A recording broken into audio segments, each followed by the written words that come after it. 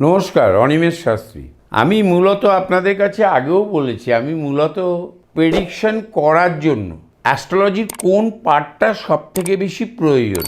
দেখুন, আমরা যদি এই D60, D10, D9, D12, D20 এইগুলোকে যদি ধরে আমরা বিচার করি, যারা আমরা অধিক মানুষকে বিচার করি, অধিক জাতক জাতিকাকে বিচার করি, তাহলে বিচার বন্দোবস্তটা ঠিক একটা ভালো করে করা যায় না। কারণ আপনাকে তো সবাইকে দেখতে হবে। এই সবাইকে দেখতে গেলে এই বিচার বন্দোবস্ত যদি আপনাকে ঠিক করে করতে হয়, তাহলে একটা নিজস্ব ক্রিয়েশনের দরকার। এটা আমি অনেক আগেও বলেছি, বারবার বলি, এখনো বলছি। ট্রানজিটকে সব সময়ের জন্য খেয়াল রাখতে হবে। আজকের দশা কি চলছে এটা কিন্তু ল্যাপটপ দেয় না, এটাকে নিজেকে অঙ্ক করে বের করে নিতে হয়। আপনি আমার কাছে এসছেন 10 দিন পরীক্ষার 10 দিন আগে, ছেলে প্রতিযোগিতামূলক পরীক্ষার WBCS দেবে, পিলিটা উত্তীর্ণ করেছে, এখন মেন দেবে। বা এই যে আজকে হচ্ছে নিট যে হচ্ছে, এটা চিকিৎসা শাস্ত্রের জন্য অধ্যয়ন করার জন্য প্রবেশিকা পরীক্ষা, জয়েন্ট এন্ট্রান্স। এটা একটি প্রতিযোগিতামূলক পরীক্ষা। আমাকে গত পরশু একজন জিজ্ঞাসা করেছে রাত্রিবেলা, আমি কিছুতেই বলবো না যে এখন কি করে বলবো বলুন, আপনার মেয়ের প্রিপারেশন কি আছে। খুব জোর। আমি তার হরোস্কোপ দেখে বলেছিলাম পাওয়ার সম্ভাবনা অনেকটা মানে পেয়েও যেতে পারে।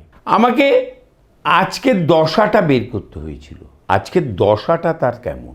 এটা ল্যাপটপ থেকে বেরোয় না, এটা গুরুর থেকে শিখতে হয়, শিক্ষকের কাছ থেকে অধ্যয়ন করতে হয়।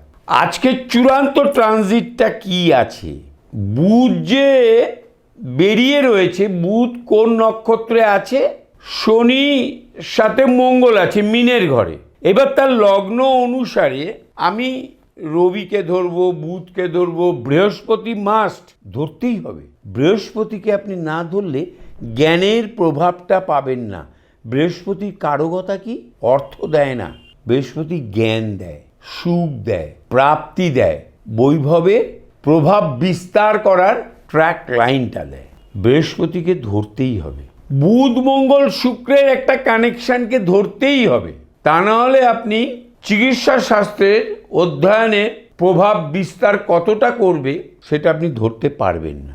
ইঞ্জিনিয়ারিংয়ে রবি বুধ শুক্র শনিকে ধরতে হবে, শুক্রের বৃহস্পতিকে যেমন ধরতেই হবে মাস দুটোতেই, এবং শুক্রের প্রভাব অনুসারে ডিগ্রিগত প্রভাব এবং নক্ষত্রিক যোগ।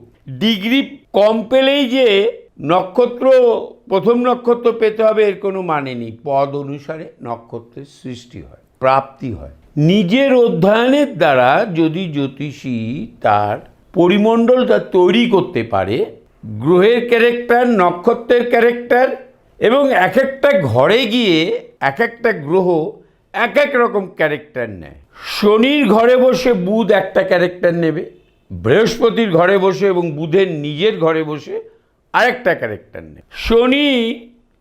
শনি বসে যদি মঙ্গলের নক্ষত্র নেয়, বুধ যদি শনির ঘরে বসে মঙ্গলের নক্ষত্র নেয়, চন্দ্রের নক্ষত্র নেয়, রবির নক্ষত্র নেয়, রাহুর নক্ষত্র নেয়, বৃহস্পতির নক্ষত্র নেয়, এই কটা নক্ষত্রই আছে শনির ঘরে। রবি, চন্দ্র, মঙ্গল, বৃহস্পতি, রাহু, এই কটা নক্ষত্রই আছে। কারণ পরের ঘরে কুম্ভের ঘরে মঙ্গল আছে এবং মকরেও মঙ্গল আছে। আমাদের 12টা ঘরের রাশির ভেতরে রাহুর নক্ষত্র সব জায়গায় মাঝখানে বসে থাকে, ও কোনোদিন দুটো ঘরে নেই। বৃহস্পতি কুম্ভের ঘরে শতবিশার পর আবার পূর্ব ভাদ্রপদ বৃহস্পতির নক্ষত্র, ওটা মীনের ঘরেও আছে। এখন যদি ইঞ্জিনিয়ারিংয়ের জন্য আমরা দেখি, বৃহস্পতিকে তো ধরতেই হবে, রবি বুধ শনিকে ধরতে হবে। শুক্রের প্রভাব অনুসারে কি ধরনের ইঞ্জিনিয়ারিং পড়বে সেটাকে বলা যায়।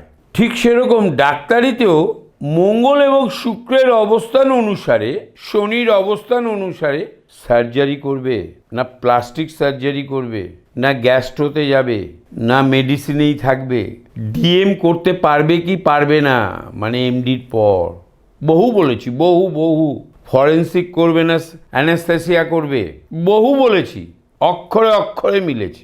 অভিজ্ঞতার একটা প্রয়োজনীয়তা আছেই, আমি 41 বছর হলো করছি, এবং অধ্যয়নের বিরাট প্রয়োজনীয়তা আছে।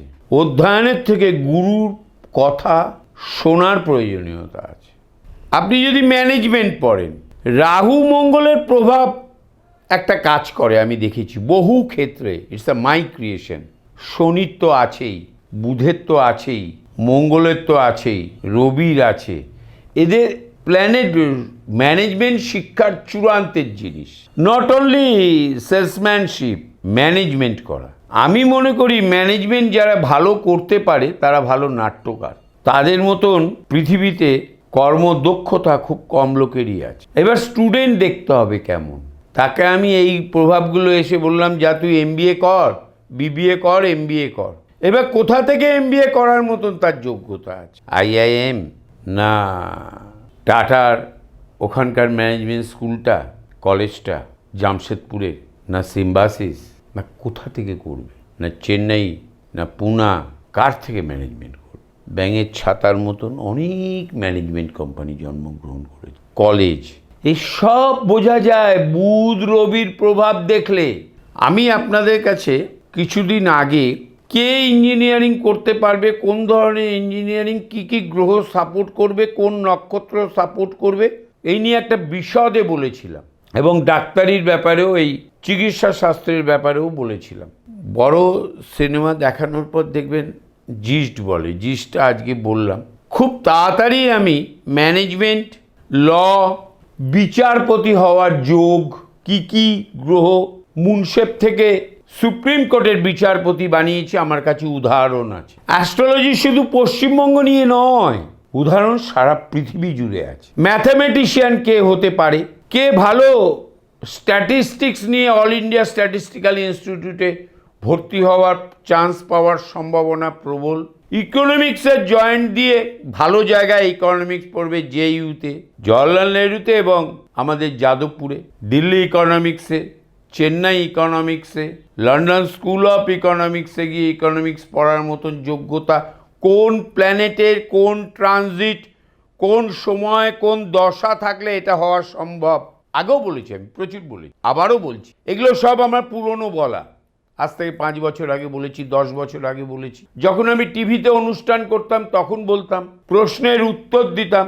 কে IAS হতে পারে, কে WBCS হতে পারে, IPS কখন হতে পারবে, IPS হতে পারবে কি পারবে না, WBCS এ B গ্রুপ পাবে কি পাবে না পুলিশ হওয়ার জন্য, that I know very well. এগুলো সব পার্ট বাই পার্ট আমি আপনাদের কাছে রিপ্রেজেন্ট করব।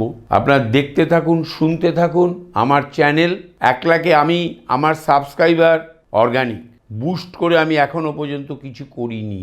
আমি গুগলে বিজ্ঞাপনের জন্য পয়সা খরচা করি না। যারা আমার কথা শোনে তারাই আমার বিজ্ঞাপন, তারাই আত্মীয় স্বজন বন্ধু বান্ধব সবাইকে বলে আমি আপনাদের জন্যই অনিমেষ শাস্ত্রী তৈরি হয়েছি। আমার 1 লাখ সাবস্ক্রাইবারে পৌঁছে দিন। 80,000 আমি ক্রস করেছি। আমার চ্যানেল সাবস্ক্রাইব করুন, বন্ধু বান্ধব সবাইকে বলুন সাবস্ক্রাইব করতে। সবাই ভালো থাকবেন, নমস্কার।